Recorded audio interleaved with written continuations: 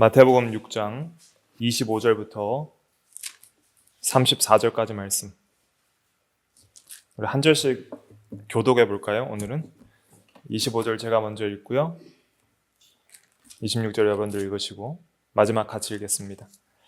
25절 제가 먼저 읽겠습니다. 그러므로 내가 너희에게 이르노니 목숨을 위하여 무엇을 먹을까? 무엇을 마실까? 몸을 위하여 무엇을 입을까? 염려하지 말라. 목숨이 음식보다 중하지 아니하며 몸이 의복보다 중하지 아니하냐.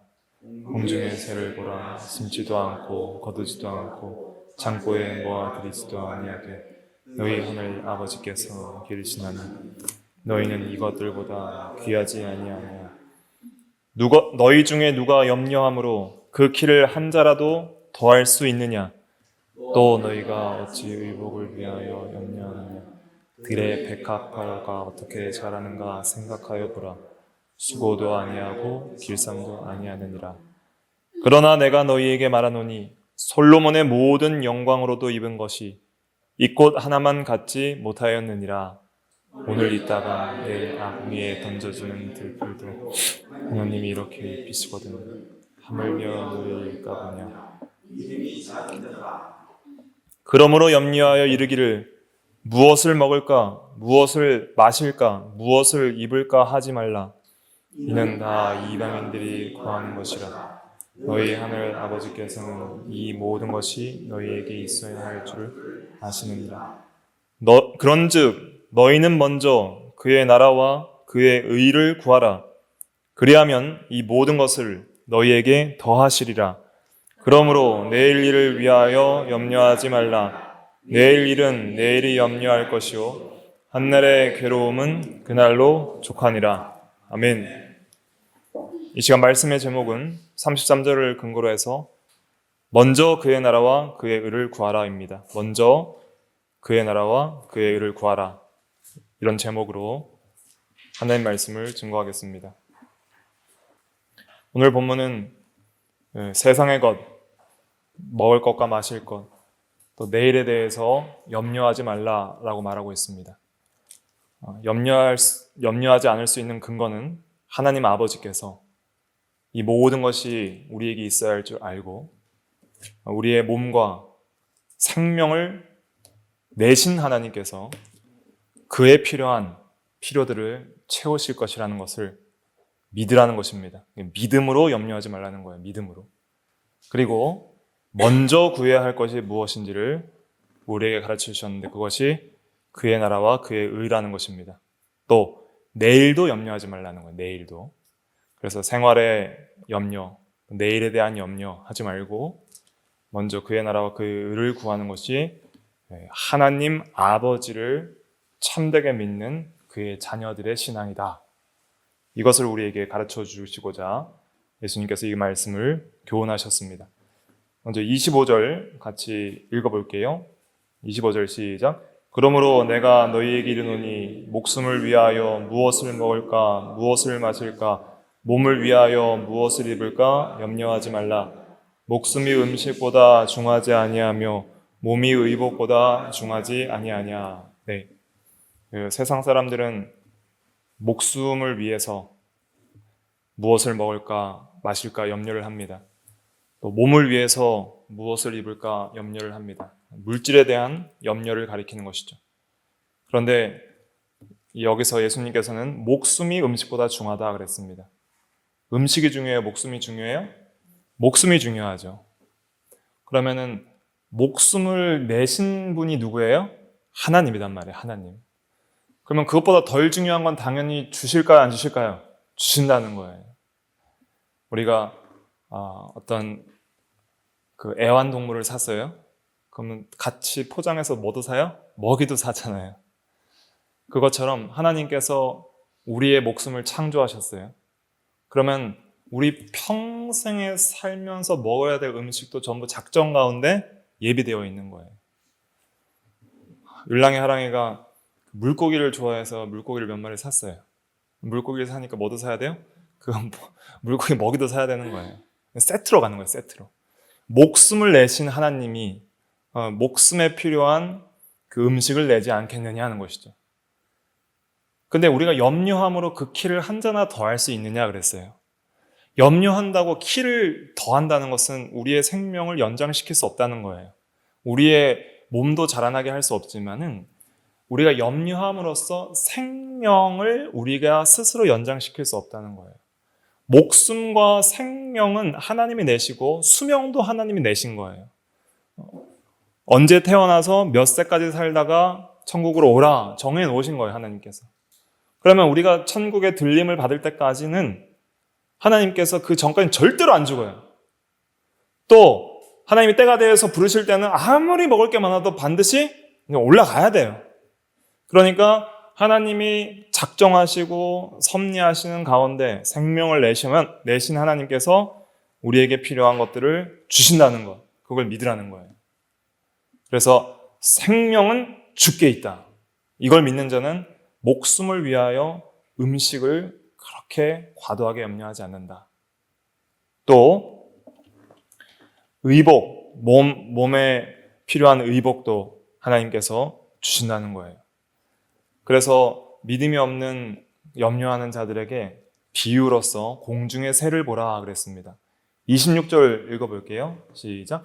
공중의 새를 보라. 심지도 않고 거두지도 않고 창고에 모아들이지도 아니하되 너희 하늘 아버지께서 기르시나니 너희는 이것들보다 귀하지 아니하냐. 공중의 새를 보라 그랬어요. 북한에서 저희 교단의 창립자이신 이병경 목사님의 스승 목사님이 계신데 그 스승 목사님 중에 한 분이 이기선 목사님이에요. 이기선 목사님도 신사참배를 반대하시고 나중에는 이제 북한 공산당에게 6.25 사변 때 진리를 지키다가 순교하셨는데 그 이기선 목사님이 이 구절을 해석하면서 목침 베고 낮잠 자는 새를 보라 하지 않았다.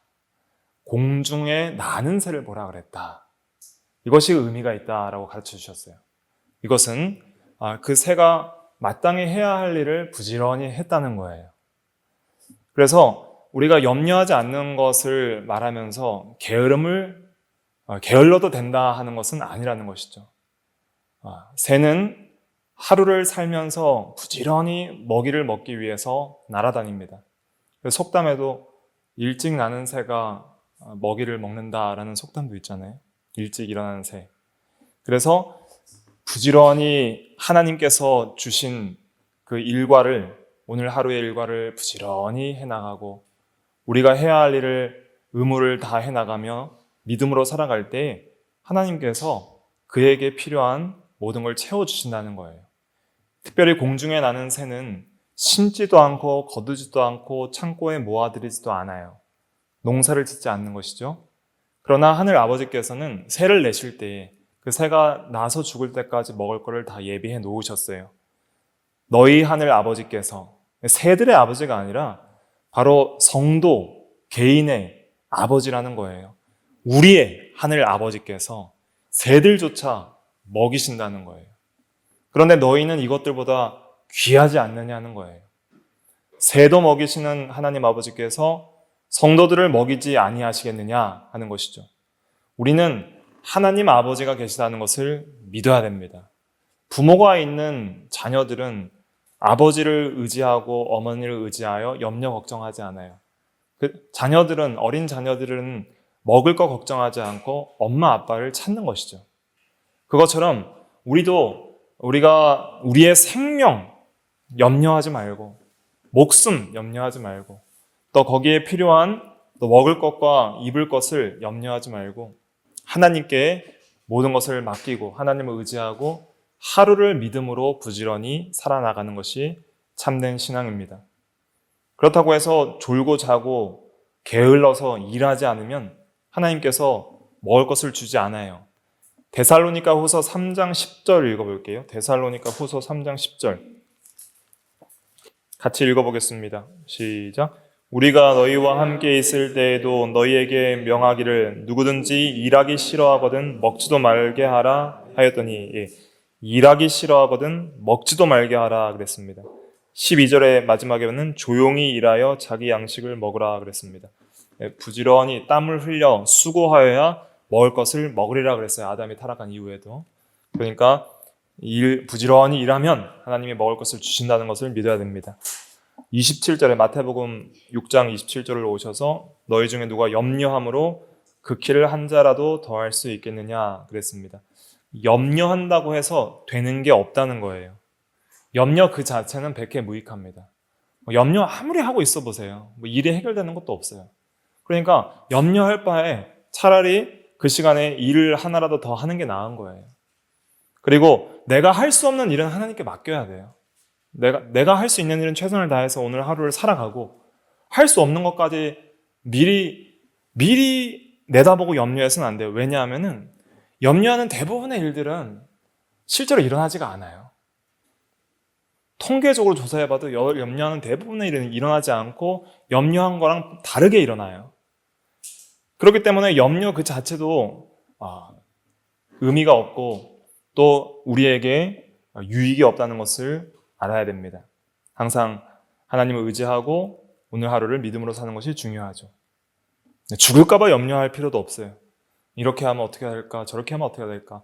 하나님께서 목숨을 내셨고 또 참새 2마리가 한 아사리온에 팔리는 것을 알지 못하느냐.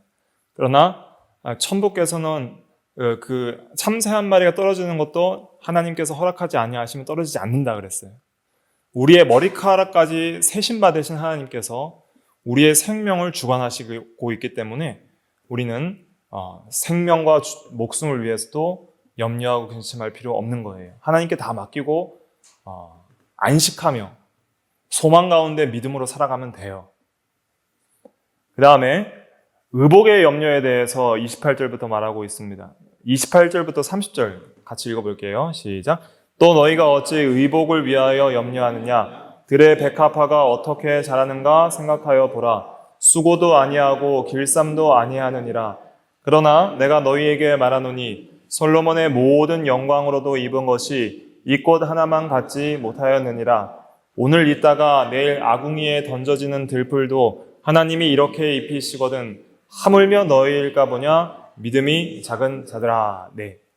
들의 백합화를 보라 그랬습니다. 수고도 아니하고 길쌈은 이제 옷감을 짜는 걸 가리키잖아요.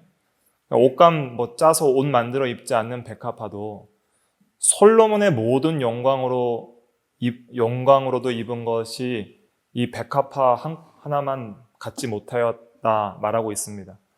백합화가 일반 옷보다 훨씬 아름답고 생기가 있어요. 향기도 나고 생기도 있고 아름다운 것이죠. 그런데 이 백합화는 들풀이에요. 과거에는 이제 풀을 말려서 연료로도 사용했기 때문에 시들고 마르면 땔감으로 쓰는 그런 아궁이에 던져지는 들풀인데 그런 사소하고 하찮은 들풀까지도 하나님께서 그냥 안 예쁘게 지으신 것이 아니라 아주 아름답고 또 예쁘고 향기가 나도록 그렇게 입혀주셨다는 거예요. 근데 백합화도 일은 해요, 안 해요? 일 열심히 해요. 뿌리가 양분을 빨아들이고 광합성을 하고 열심히 그 꽃을 피우기 위해서 일을 한단 말이에요. 그것처럼 하루를 믿음으로 부지런히 살아가는 모든 성도들에게 하나님께서 입을 옷도 주신다는 거예요. 또 옷은 우리의 인격과 또 영광도 가리키는 것이죠. 그래서 옷은 어떤 신분, 또 어떤 옷을 입었냐는 어떤 직위도 가리키고 또 귀한 옷을 입을수록 어떤 그 사람이 영광스러워지잖아요.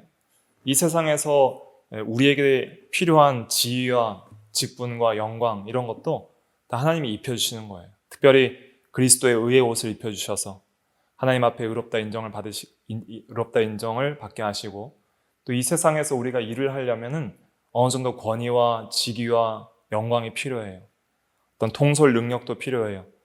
그런 것들도 필요에 따라서 주시는 거예요. 그래서 하나님께서 이렇게 입혀주시는 건 줄 알고 우리가 하나님 아버지를 의지해서 믿음으로 살아가는 것이 중요합니다. 이 비유의 초점은 무엇이냐면 하나님의 자녀가 새나 백합화보다 훨씬 더 귀하다는 거예요. 그래서 우리의 생명은 하나님이 더 귀하게 여기세요. 하나님의 형상대로 창조된 사람일 뿐 아니라 그리스도께서 피 흘려 구원하신 하나님의 자녀들인 것이죠. 우리의 맏형이 예수 그리스도고 우리는 하나님의 양자들이에요. 그러니까 하나님께서 얼마나 귀하게 생각하시고 우리를 보살피시겠느냐 하는 것이죠. 그래서 31절 32절 읽어볼게요. 시작. 그러므로 염려하여 이르기를 무엇을 먹을까 무엇을 마실까 무엇을 입을까 하지 말라. 이는 다 이방인들이 구하는 것이라. 너희 하늘 아버지께서 이 모든 것이 너희에게 있어야 할 줄을 아시느니라. 네. 무엇을 먹을까 무엇을 마실까 무엇을 입을까, 이런 세속적인 염려, 이런 것은 하지 말라는 것입니다. 그렇다고 해서 미래를 대비하고 또 계획하고 또 잘 지혜롭게 양식들을 저축하고 그렇게 개미처럼 부지런하게 일하고 저축하고 하는 것을 하지 말라는 뜻이 아닙니다. 그것이 아니라 불필요한 세상 걱정과 염려를 하지 말라는 거예요. 불신앙에 근거한 세상 걱정과 염려를 하지 말라는 거예요. 마치 자기의 인생을 자기가 책임지고 자기의 생명을 자기가 유지하는 것처럼 그렇게 살아가서는 안 된다는 것이죠. 우리에겐 하나님 아버지가 있다는 것을 기억하라는 것입니다. 아버지께서 이 모든 것이 너희에게 있어야 할 줄을 아시느니라. 이것이 우리가 믿어야 할 진리예요. 하나님께서 다 아시구나. 나의 모든 생명과 존재를 창조하신 하나님께서 우리의 필요를 아시는구나. 우리가 자녀 낳으면은 아기 낳고 뭘 준비해서 어떻게 기를지 생각 안 하는 부모 있어요? 없어요? 없어요. 이미 뱃속에서 아기가 있을 때부터 태어나면은 뭐 해야 되지 다 준비하고 있는 거예요. 어떻게 자녀를 길러야 할까를 생각하고 자녀에게 필요한 먹을 것과 입을 것들 다 미리 준비해요. 그것처럼 하늘 아버지께서는 우리 자녀에게 있어야 할 것을 우리가 구하지 않아도 다 준비해 놓으신다는 것이죠. 애기들도 뭐 해달라고 안 해도 엄마 아빠가 다 알고 준비하는 것처럼 우리에게는 아버지가 있다는 신앙이 필요합니다. 이걸 전적으로 의지하세요. 나에게는 육신적인 부모만 있는 것이 아니라 선하시고 사랑과 인내가 풍성하시고 모든 것을 능력으로 다스리시고 합력하여 선을 이루실 수 있는 지혜로운 아버지께서 우리 아버지시다. 세상 아버지 어머니들은 때로는 악할 수도 있고 연약할 수도 있고 좀 어리석을 수도 있고 무지할 수도 있고 무관심할 수도 있어요. 그러나 혹 어미가 자녀를 잊어버리는 경우가 없지만 혹 잊어버릴지라도 하나님 아버지는 우리를 잊지 않는다 그랬어요. 항상 우리를 아시고 기억하시고 보시고 계시는 것이죠. 그러니까 아버지가 있다는 신앙, 이것이 얼마나 평안하고 기쁜지 알 수가 없습니다. 모든 것을 맡길 수 있는 거예요. 그래서 우리는 이제 삶의 목표가 좀 바뀌어야 된다는 거예요. 세상 사람들은 어떻게 하면 잘 먹고 잘 마시고 잘 입을까? 그래서 염려 없이 많은 물질을 누릴 수 있을까를 고민하죠. 그래서 좀 일 좀 안 하고 그냥 실컷 먹고 마시고 놀 수 있을 정도로 돈을 좀 벌었으면 좋겠다. 경제적으로 내가 일에 얽매이지 않고 돈이 좀 많아서 내가 하고 싶은 일을 마음대로 하고 살면은 그게 참 행복한 삶이다라고 생각하는 사람들이 많이 있어요. 그래서 어떻게 하든지 돈을 많이 벌고 모으고 그렇게 불리려고 하는 것이죠. 그게 이제 인생의 목표가 되는 거예요. 그러나 우리는 그것이 인생의 목표가 아니에요. 돈은 그것을 목적으로 삼으라고 주신 것이 아니라 수단으로 주신 거예요. 돈은 수단이에요. 돈은 잘 쓰라고 주신 거예요. 물론 우리가 이 세상을 살아가면서 필요한 만큼 저축을 지혜롭게 하는 것도 중요하죠. 그러나 쌓아놓고 그것을 의지하라고 주신 것은 아니에요.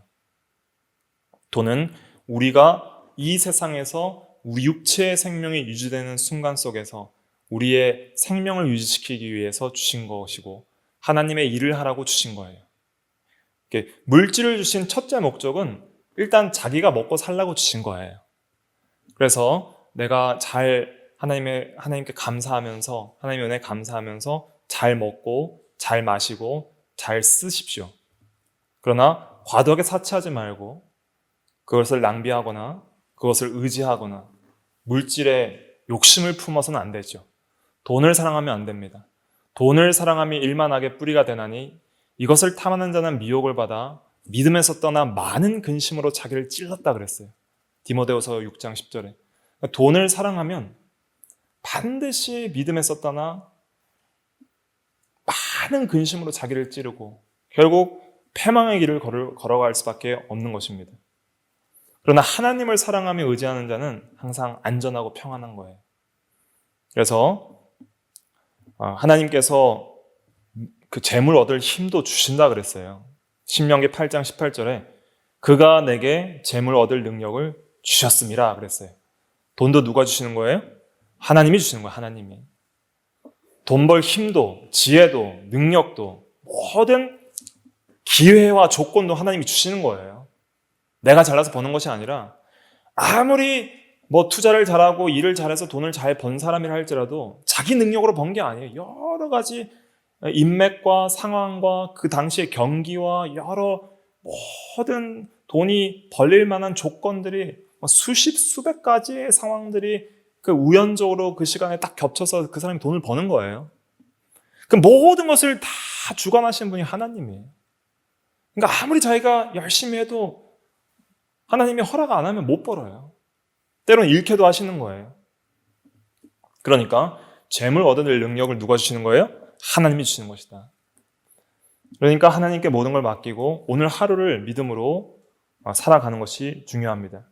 이방인들은 물질이 있을 때는 쌓아놓고 의지하고 없을 때는 걱정하는 거예요. 그러나 성도는 항상 하나님을 의지하고 항상 하나님을 먼저 구하는 생활을 해나가고 하나님 안에서 믿음으로 물질도 잘 사용해 나가는 것이 중요합니다. 그래서 돈도 믿음으로 벌고 믿음으로 써야 돼요. 말씀대로 순종하며 거룩하게 벌고 또 믿음으로 거룩하게 써야 되는 것이죠. 그럼 이제 우리가 구해야 될 것은 무엇인가? 33절 요절이죠. 33절 같이 읽어볼게요. 시작. 그런즉 너희는 먼저 그의 나라와 그의 의를 구하라. 그리하면 이 모든 것을 너희에게 더하시리라. 네, 그의 나라는 하나님의 나라입니다. 나라라는 단어는 바실레이아라고 하거든요. 헬라어로, 그리스어로. 한번 따라해 보실까요? 바실레이아 외우세요. 바실레이아인데 바실레이아라는 것은 하나님이 다스린다는 뜻이에요. 통치를 가리켜요. 통치. 그 나라라고 하면 우리가 보통 이 땅, 지역을 많이 생각을 하는데 우리 정서로는 그러나 그 하나님의 나라, 천국, 하나님의 나라 할 때는 그 하나님의 통치를 가리키는 거예요. 그러니까 먼저 그의 나라를 구하라. 이것은 하나님의 다스림을 구하라 이런 뜻입니다. 하나님의 통치가 임하려면 첫째는 하나님의 왕이 되셔야 돼요. 하나님이 나의 삶의 주인 되심을 구하라. 하나님, 나의 왕이 되시고 나의 주가 되사 나를 다스려 주옵소서.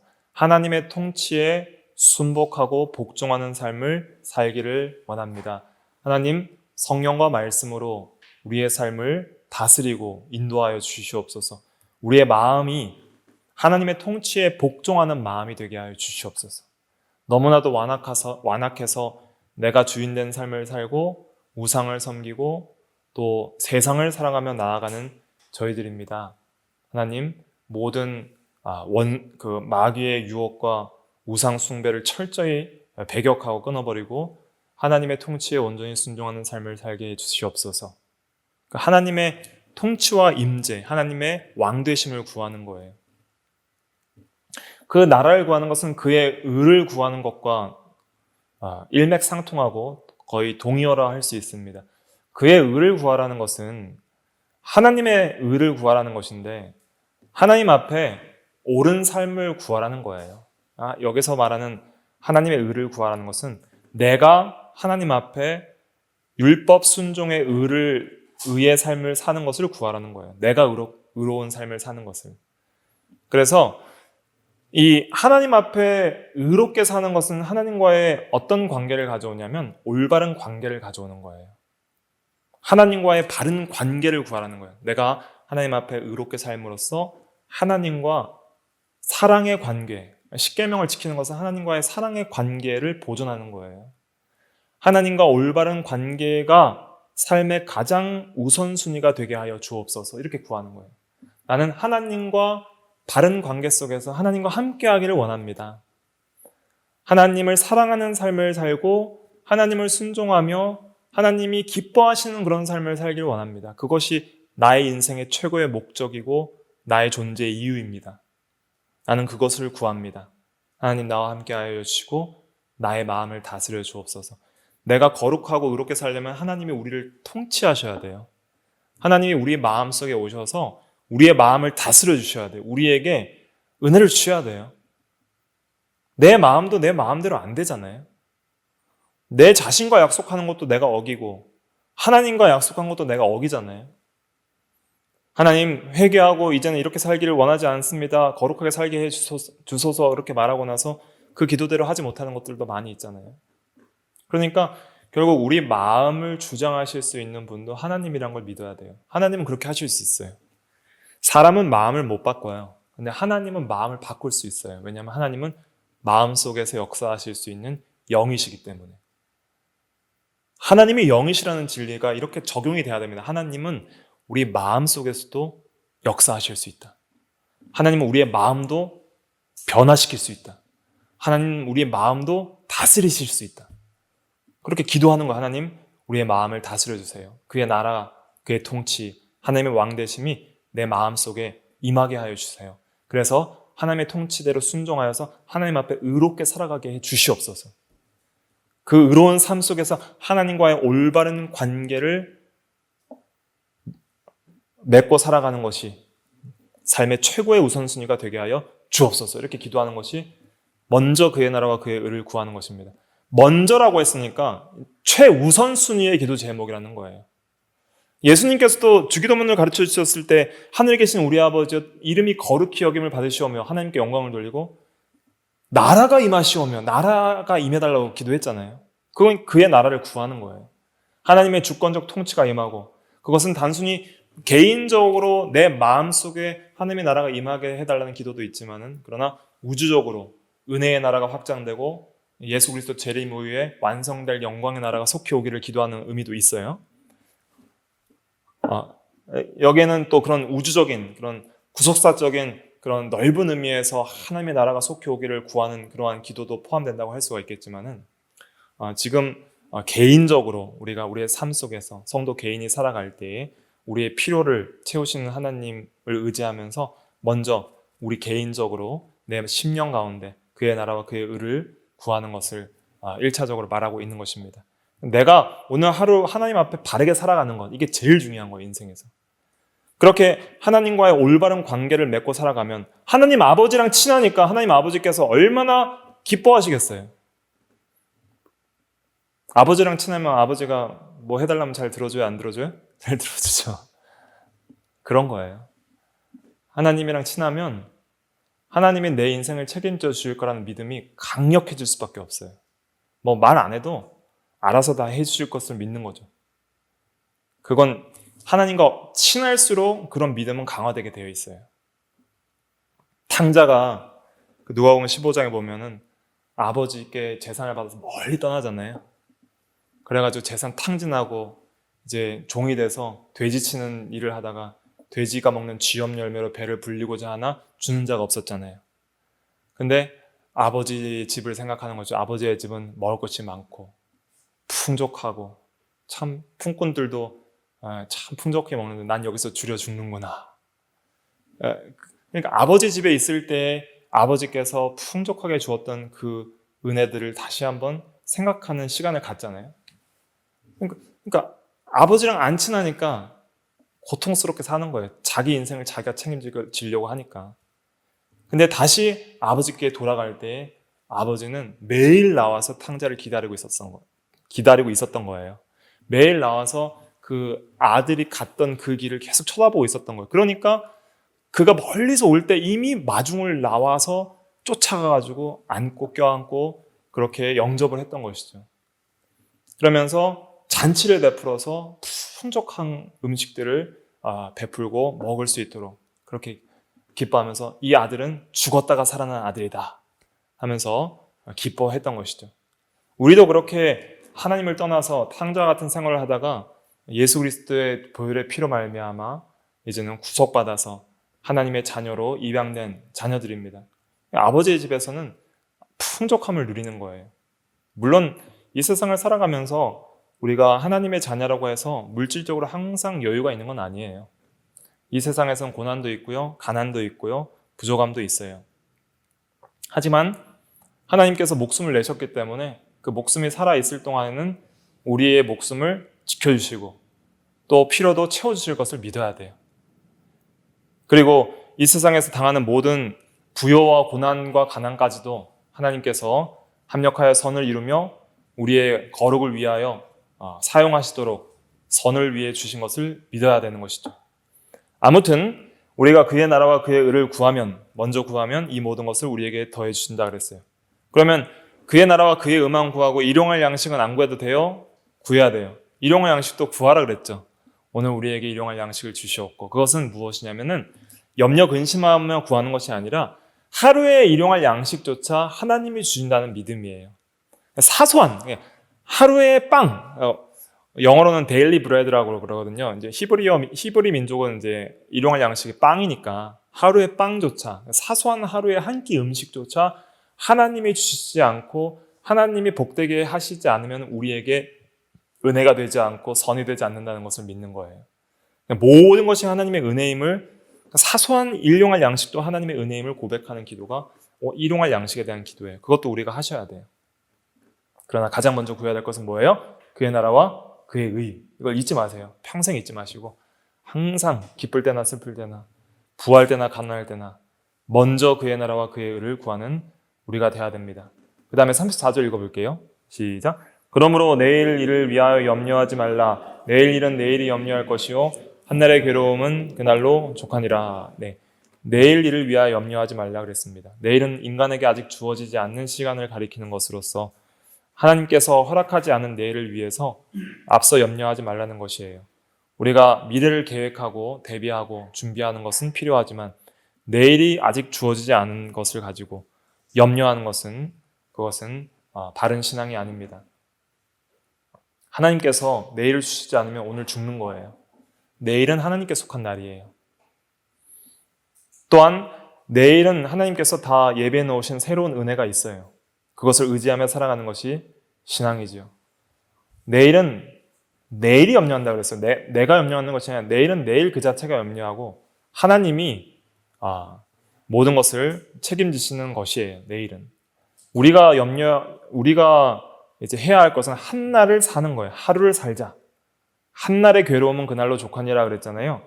우리가 하루를 그의 나라와 그의 의를 구하고 또 하루를 믿음으로 살아가야 돼요. 그렇게 살다 보면 괴로움을 겪게 되죠. 괴로움도 있고 고난도 있어요. 그러나 믿음 지키다가 하루를 괴로움과 고난으로 살아간 것은 그날로 족하다는 거예요. 그날로. 오늘 신앙을 지켰으면 그것으로 만족인 거예요. 미래를 염려하지 말고 하나님께 맡기고 현재 믿음으로 최선을 다해서 모든 일을 하고 하루를 살아가는 그것이 바른 신앙입니다. 그래서 하루를 믿음으로 사세요. 하루를 믿음으로 살지 않고 그냥 미래만 생각하면서 사는 것도 불신앙이에요. 나중에 다 좋아지겠지 하면서 하루를 대충대충 사는 것도 불신앙. 하루에 만족하지 못하고 오늘 주신 하루를 만족하지 못하고 원망 불평하는 것도 불신앙. 또 미래를 과도하게 염려하는 것도 불신앙. 신앙은 하루를 주신 하나님께서 하루에 필요한 것을 공급하시고 또 하루를 믿음으로 살아나가도록 힘을 쓰는 것, 이것이 신앙입니다. 그래서 그의 나라와 그의 의를 매일 구하세요. 매일 구하시고 매일 믿음으로 살고 매일 하나님을 의지하고 하나님 안에서 안식하며 그렇게 살아가다 보면 이제 우리는 영원한 하나님의 나라에서 살게 될 것입니다. 다 같이 기도하겠습니다.